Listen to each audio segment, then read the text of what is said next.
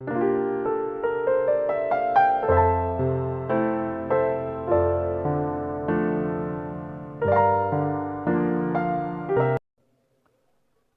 Sonar کے انتقال کے بعد اس کا خاندان مصیبت میں پڑ گیا، کھانے کے بھی لالے پڑ گئے۔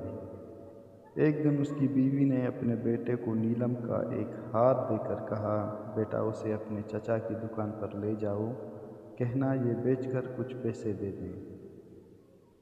بیٹا وہ ہار لے کر چچا جی کے پاس گیا۔ چچا نے ہار کو اچھی طرح دیکھ اور پرکھ کر کہا، بیٹا ماں سے کہنا کہ ابھی مارکیٹ بہت مندہ ہے، تھوڑا رک کر فروخت کرنا، اچھے دام ملیں گے۔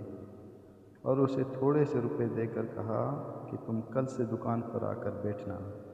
اگلے دن سے وہ لڑکا روز مرہ دکان پر جانے لگا اور وہاں ہیروں و جواہرات پر پرکھ کا کام سیکھنے لگا۔ ایک دن وہ بڑا ماہر بن گیا، لوگ دور دور سے اپنے ہیرے کی پرکھ کرانے آنے لگے۔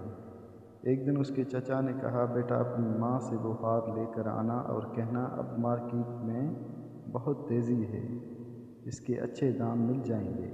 ماں سے ہار لے کر اس نے پرکھا تو سمجھ گیا کہ وہ تو جعلی ہے۔ وہ اسے گھر پر ہی چھوڑ کر دکان پر لوٹ آیا۔ چچا نے پوچھا، ہار نہیں لائے؟ اس نے کہا، وہ تو جعلی تھا۔